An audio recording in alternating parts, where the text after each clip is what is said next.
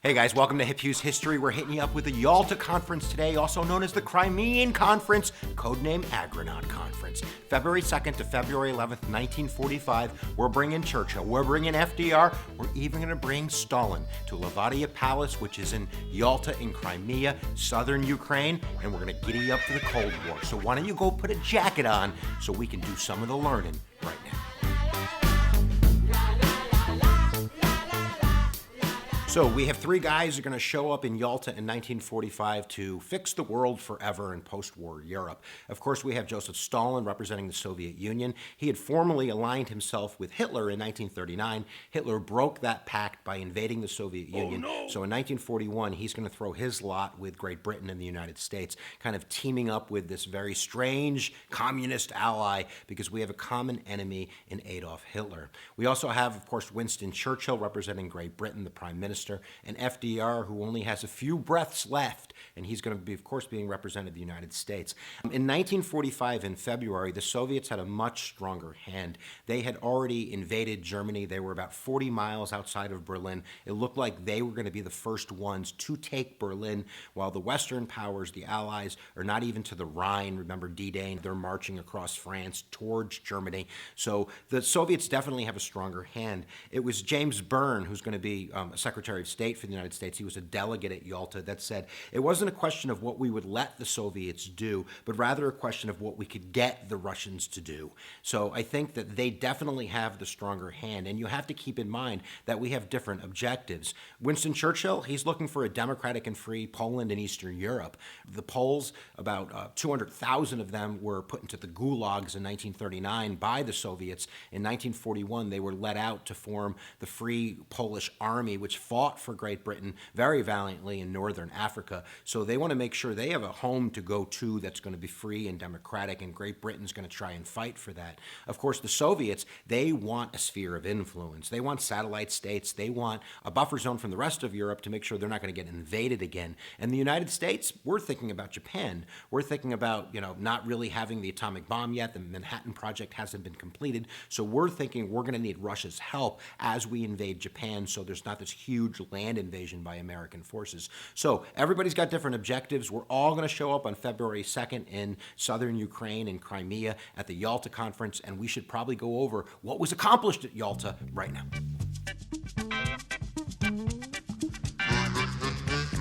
So what's accomplished at Yalta? Most historians would say the Cold War starts at Yalta because the biggest kind of end result is going to be Europe is going to be divided. Now, specifically in the agreement, there's some things that were pretty easy. We all agreed on the unconditional surrender of Hitler, of Germany, of denazifying it, of defascisizing. Is defascisizing a word? But making sure that Hitler and his group of cronies aren't going to be able to run the show anymore. It was also decided that Germany would be broken up into four spheres. Basically, three spheres on the western side, controlled by the United States in one sector, Great Britain and France in the other sectors, while the Soviets would maintain Eastern Germany as their sphere of influence.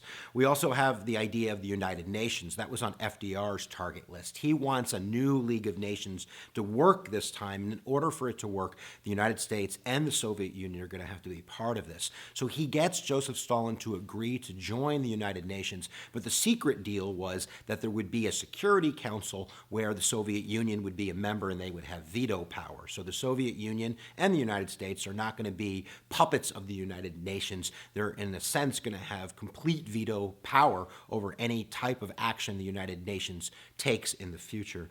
We also have a big lie. The big lie is free elections in Eastern Europe. And Stalin, who tried to make amends for his sins in Poland at Yalta, admitting that the Soviet Union had done horrific things and that he wanted to make it all better. So he agrees that there's going to be free elections. Basically, the language saying that the countries would consult on how to enforce some of the language in the agreement. Consultations are not going to be good for Poland. The government that was installed in Poland, the communist government, is going to stay there. In fact, the month after Yalta, there's going to be what's called the trial of 16, where 16 Polish representatives of the exile government in Great Britain who were invited to Moscow to deal with negotiations on these free elections are going to be arrested and sent to the gulags. So quite quickly after Yalta, we're going to figure out that there are going to be no free elections.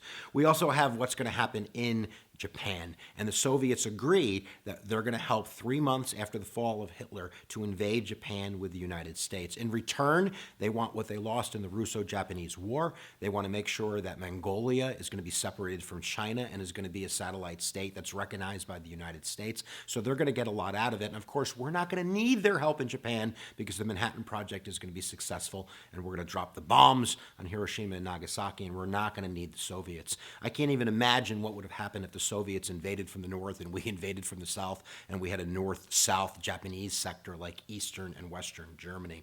Those are the major parts of the deal. But I think that if you're studying this for an exam, the real concept is that Europe is now divided. Now, why did FDR and Churchill do that? Churchill, after the agreement, had said poor Neville and Chamber had trusted Hitler and he was wrong. I don't think I'm wrong about Stalin. You are wrong, Mr. Churchill. FDR is wrong as well. But I think we want to be careful not to be revisionists here. We have to understand that what are our other options? The other options are after we invade Berlin, we keep marching and we fight the Soviets and we throw Europe into World War III right away. So at the end of the day, I think that FDR and Churchill made the best deal they thought they could get at Yalta. So that's what Yalta did. Yalta started the Cold War, but it ended World War II. So giddy up for the learning, guys. We hope you understand a little bit more about Yalta and its importance in world history and United States history. And we certainly hope that if you haven't subscribed, you do that right now by clicking that big red button. We have over 350 social studies videos and learning videos for teachers and kids. So giddy up and go do that right now. And I always say it, guys, where attention goes, energy flows, and we'll see you next time that you press my buttons.